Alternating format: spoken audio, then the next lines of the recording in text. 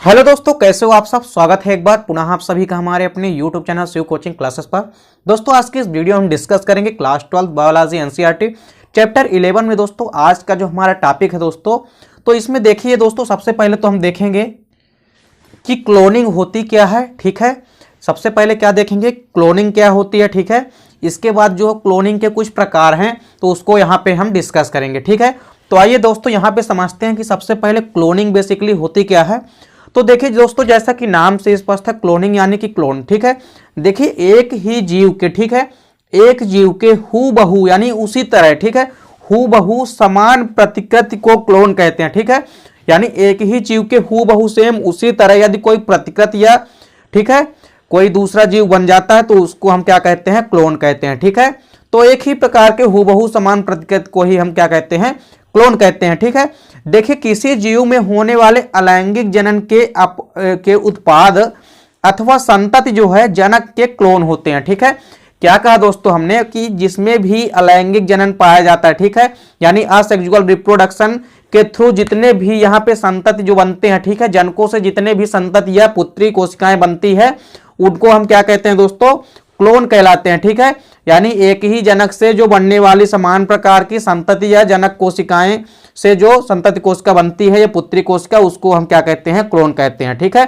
तो इस प्रकार से एक ही जीव से, ठीक है, बनने वाली जो संतति कोशिकाएं हैं उन्हीं को हम क्या कहते हैं, क्लोन कहते हैं। ठीक है, इस प्रकार से आनुवांशिक रूप से जनकों के समान जीवित इकाइयों के उत्पादन के प्रक्रिया को ही हम क्लोनिंग कहते हैं। ठीक है, तो इस प्रकार से दोस्तों क्या कहा हमने कि यहां पे समझिए जो संतति बनी है, ठीक है, यानी जनक से जो संतति जीव बनते हैं, तो संतति जीव जो बने हैं वो आपस में आनुवांशिक रूप में, ठीक है, तथा शारीरिक रूप में भी, ठीक है, वो क्या होते हैं, आपस में समान होते हैं। ठीक है, तो इस प्रकार से दोस्तों आनुवांशिक रूप से समान जनकों वाली जो इकाइयां बनती है, ठीक है, यानी संतति कोशिका से जो संतति कोशिका जो बनती है जनक कोशिका से, उसी को हम क्या कहते हैं, क्लोन कहते हैं। ठीक है, तो इस प्रकार अर्थात जीवों के हूबहू जो समान प्रतिकृति है इसी को हम क्या कहते हैं, क्लोन कहते हैं। ठीक है, अब देखिए यहां पे हम दोस्तों क्लोन बेसिकली कई प्रकार के होते हैं। ठीक है, जैसे हमारा पादप क्लोनिंग हो गई, इसके बाद अपन देखेंगे जंतु क्लोनिंग भी होती है। ठीक है, यानी एनिमल में कैसे क्लोनिंग होगी।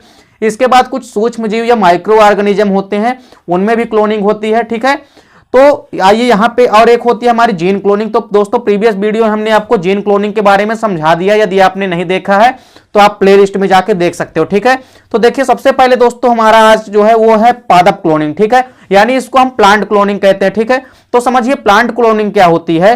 ठीक है दोस्तों, प्लांट क्लोनिंग क्या होती है, अलैंगिक एवं कायिक जनन द्वारा उत्पन्न पौधे जो होते हैं वो अपने जनक के क्लोन होते हैं। ठीक है, यानी असेक्सुअल रिप्रोडक्शन एवं वेजिटेटिव प्रोपोगेशन या वेजिटेटिव रिप्रोडक्शन के थ्रू जितने भी प्लांट बनेंगे, ठीक है, वो जनक के क्लोन होते हैं। ठीक है, अर्थात जनक से जो भी यहाँ पे दूसरे पौधे बने हैं वो क्या होते हैं, वो भी आनुवांशिक रूप में ही समान होते हैं, अर्थात वो क्या होते हैं, क्लोन होते हैं। ठीक है, देखिए आजकल कृत्रिम विधियों द्वारा ऊतक संवर्धन की सहायता से विभिन्न पौधों के क्लोन जो है बनाए जा रहे हैं। ठीक है, क्या कहा दोस्तों हमने कि आजकल बहुत सारी कृत्रिम विधियों के माध्यम से, ठीक है, ऊतक संवर्धन करके, ठीक है, यानी टिश्यू कल्चर से कई सारी उनकी सहायता से विभिन्न पौधों में क्लोन बनाए जा रहे हैं। ठीक है, तरह तरह के यहाँ पे कई सारे पौधों के क्लोन बनाए जा रहे हैं।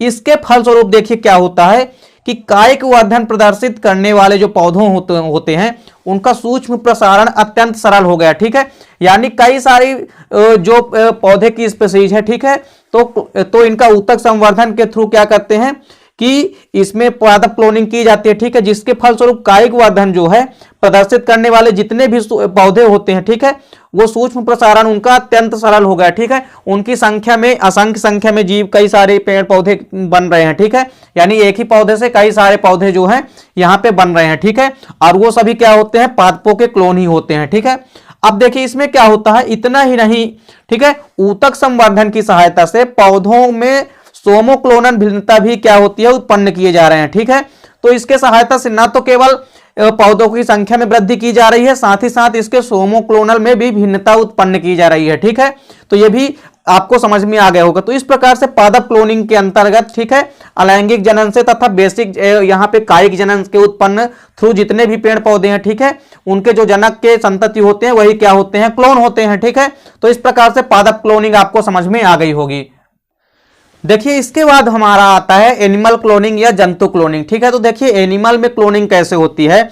यदि हम बात करें एनिमल क्लोनिंग की या जंतु क्लोनिंग की, तो देखिए सबसे पहले जो विल्मट नामक साइंटिस्ट थे, ठीक है, विल्मट नामक साइंटिस्ट एवं उनके कुछ सहयोगी साइंटिस्ट जो थे, उनके द्वारा एडिनबर्ग के राजलिन संस्थान में, ठीक है, यानी राजलिन इंस्टीट्यूट में तैयार किया गया जो क्लोन था, ठीक है, विल्मट एवं उनके सहयोगियों ने सर्वप्रथम जो एडिनबर्ग की राजलिन संस्थान या इंस्टीट्यूट थी, तो उसमें सबसे पहले एक क्लोन तैयार किया, वो भी किस जीव का, भेड़ का क्लोन तैयार किया, ठीक है, जिसका नाम क्या था दोस्तों, डाली था। ठीक है, तो यह विश्व का प्रथम स्तनधारी क्लोन है। ठीक है, यदि डाली की हम बात करें दोस्तों, तो यह जंतु, यह भेड़ की जो क्लोन है, यह विश्व की प्रथम क्लोन है, यह प्रथम स्तनधारी, ठीक है, यह मैमल्स की क्लोन है। ठीक है, देखिए इसके निर्माण की प्रक्रिया में यदि हम बात की जाए, ठीक है, तो सबसे पहले होता क्या है कि यदि इसके निर्माण की प्रक्रिया यदि हम देखें, ठीक है, तो इसकी निर्माण की प्रक्रिया में क्या होता है कि सर्वप्रथम जो अंड की केंद्रक विहीन कोशिका, ठीक है, क्या करते हैं, जो अंड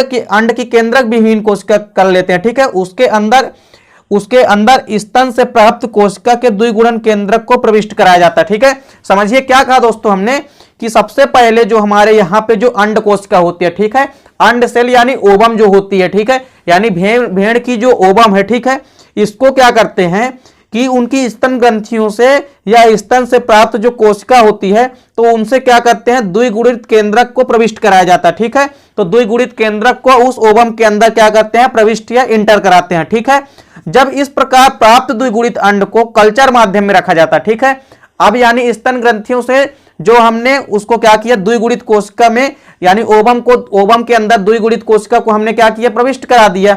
अब जो द्विगुणित कोशिका को हमने ओवम के अंदर प्रविष्ट कराया है, ठीक है, इसको हम एक अंड को कल्चर माध्यम में रखते हैं। ठीक है, तो इस अंड को अब हम क्या करेंगे, कल्चर माध्यम में रखेंगे। उसके थ्रू क्या होता है कि प्रारंभिक क्लीवेज प्रारंभ हो जाता है। ठीक है, यानी वहां पे सेल डिवीजन होने लगता है। अब सेल डिवीजन के थ्रू वहां पे क्या हो जाता है कि प्रारंभिक क्लीवेज का निर्माण हो जाता है। ठीक है, और सूक्ष्म भ्रूण जो बन जाता है, तो उसी माइक्रो भ्रूण या माइक्रो एम्ब्रियो को ही हम क्या कहते हैं कि दूसरे भेड़ के, ठीक है, दूसरे भेड़ या दूसरे सीप के गर्भाशय में स्थापित कर देते हैं। ठीक है, ठीक है, क्या करते हैं हम, दूसरे भेड़ के गर्भाशय में उसको स्थापित कर देते हैं, जहां उसके माध्यम से क्या होता है, जहां उससे हमें क्या होता है, पूर्ण विकसित होकर के क्लोन भेड़ प्राप्त हो जाता है। ठीक है, तो इस प्रकार से डाली का जन्म हुआ। ठीक है, और संयोगवश डाली की मृत्यु भी 1994 में जल्दी ही हो गई। ठीक है, तो इस प्रकार से यहां पे आप समझ सकते हो कि जो जंतु क्लोनिंग है, ठीक है, तो इसमें सबसे पहले जो जंतु का क्लोन है वो डाली नामक एक भेड़ का बनाया गया था। ठीक है, जो विश्व की प्रथम स्तनधारी क्लोन थी। ठीक है, तो इस प्रकार से दोस्तों जंतु क्लोनिंग भी आपको समझ में आ गई होगी। ठीक है, देखिए इसके बाद हमारा आता है सूक्ष्म क्लोनिंग। तो सूक्ष्म क्लोनिंग समझिए क्या होती है, यानी माइक्रो ऑर्गेनिज्म क्लोनिंग क्या होती है। तो सूक्ष्म जीवी यदि क्लोनिंग की हम बात करें, तो सूक्ष्म जीवों में जो क्लोनिंग होती है यह बेसिकली एक सामान्य प्रक्रिया है। ठीक है, यानी सिंपल प्रोसेस होती है।